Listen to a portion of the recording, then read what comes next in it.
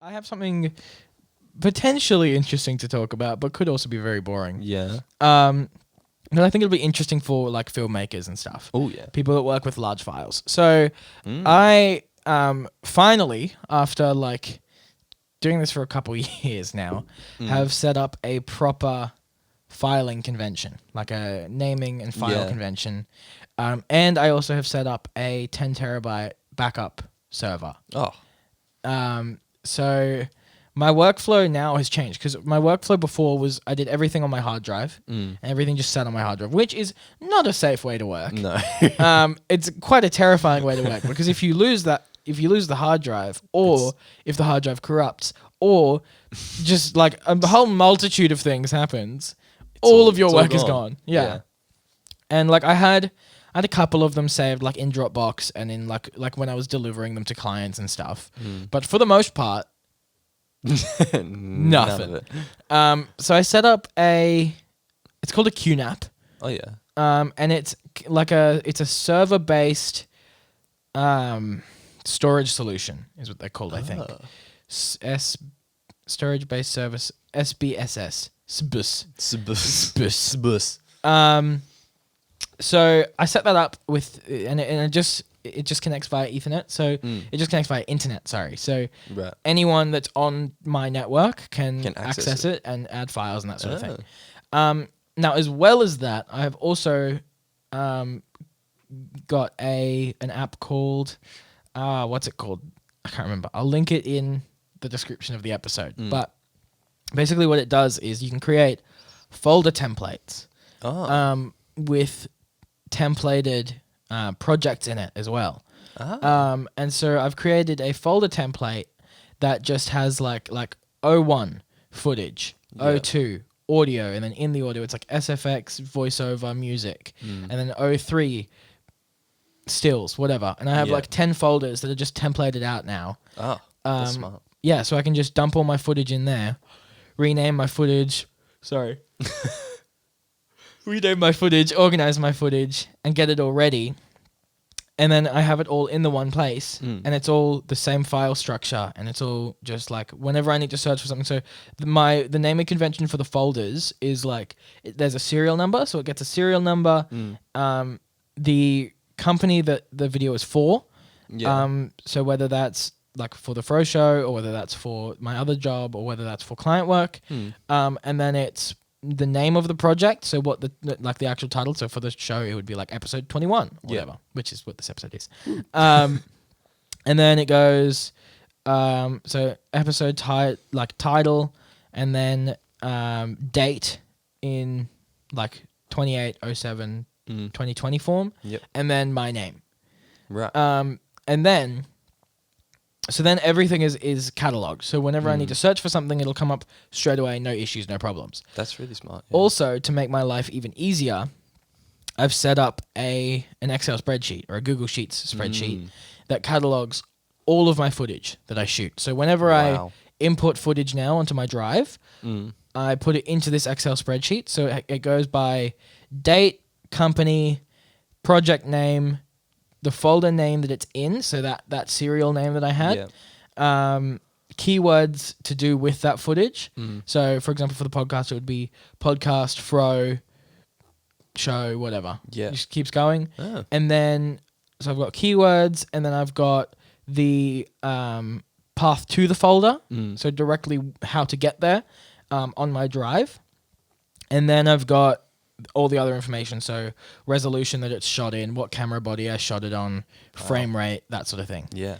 And then I've also got final export name. So once I've used that footage, I can just say, okay, this footage was used in this project. So if I ever need to go back and get the final footage, like the final, like fully color graded everything footage, I can just go straight to that final.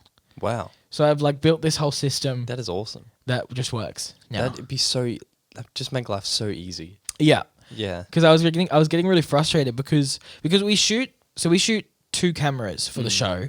We shoot one that's shooting in 4K for our close-ups, and then we shoot one that's shooting in wide for the wide shot. Thanks for the demonstration, Joe. But 4K footage is massive. So the show, and this is like Canon compressed as well.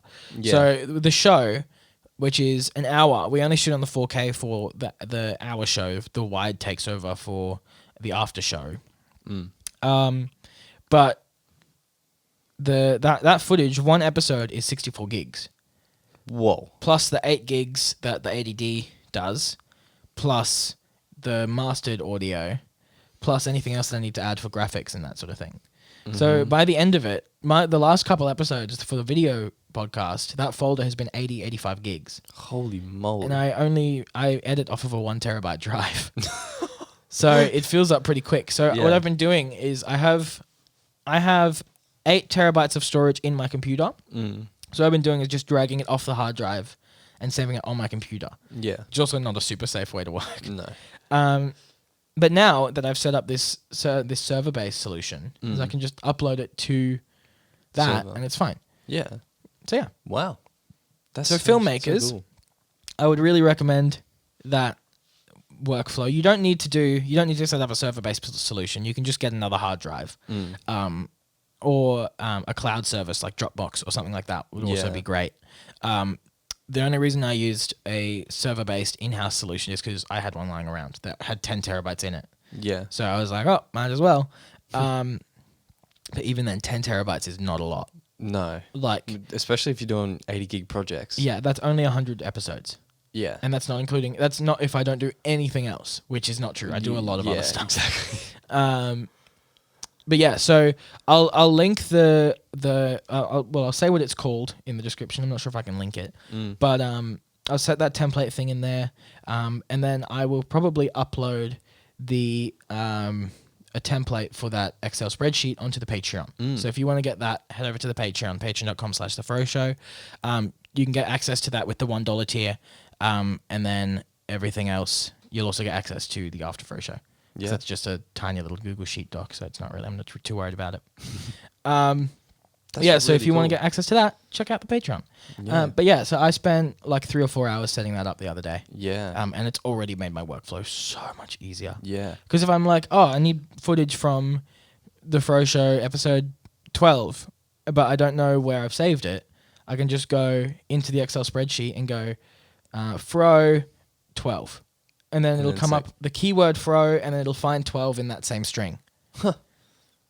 Yeah. Wow. And it's just all that. Yeah. So I can show you how to do it afterwards, because I think it'll be useful for you as well. I am really... You see my desktop I know. week, and every week when you're editing, I clear my desktop and try and organize my stuff. And it's always full. Yeah. Yeah. So I'll show you kind of my process. There is that app comes with pre-installed templates. I made my own, but it does come with pre-installed ones, and there are several for sound design. So there's a sound design one, there's a Foley one, there's a music one. There's quite a few, and you can just when you make those templates, you can already have it set to be like, okay, make a Premiere Pro file that's titled the same as the folder, that sort of thing. I haven't been able to get that to work flawlessly yet. It kind of works intermittently because like I'm not sure how the file naming convention works just yet for Premiere. How what I can and can't do, because normally I just name it like video 1 or like Froe Show 12. But with this long string, it's like dots and hyphens and stuff, and it doesn't really like that. So I'll see what happens. But so far, I would really, really recommend a storage solution like that, just so that you know where everything is, because especially if you're like a filmmaker that does ads or does things for other people, if they come back like 6 years down the line and they're like, oh, do you still have the ad that we shot in 2012? And you go, oh, I'm not sure, let me check. And then you can just go into that, look up their company name, and you have the footage. And you can go, oh, that'll be $150 because you lost it. I mean, totally valid. But yeah, so that's already been like a godsend for my workflow. Just being able to know where everything is at all times. It also helps in Premiere, because in Premiere I can just go into the folder, in the media folder, and just be like, oh, that's where my music is, or that's where my footage is, and all that sort of thing. That might make life so easy. Yeah, I'm like actually super happy with it. Yeah, and so you have templates for different projects now. Is that what you were saying? Yeah, well, I only have one for video editing at the moment, but you can make them for Photoshop, you can make them for Lightroom, you can make them for InDesign. it's all Adobe based, so Yeah. it won't work for Adobe alternatives, but for the most part, it works.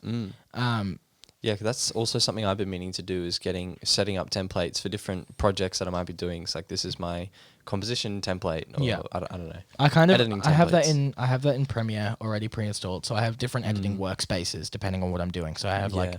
a color grading workspace, and I have a like default editing workspace that just has all my stuff open. But yeah, so I would really recommend using that as your storage solution if you're doing filmmaking, even if you're a large production company. Like getting something like a QNAP or something where everyone in your building can just upload Yeah. finished footage Yeah. will make everyone's life easier. For sure.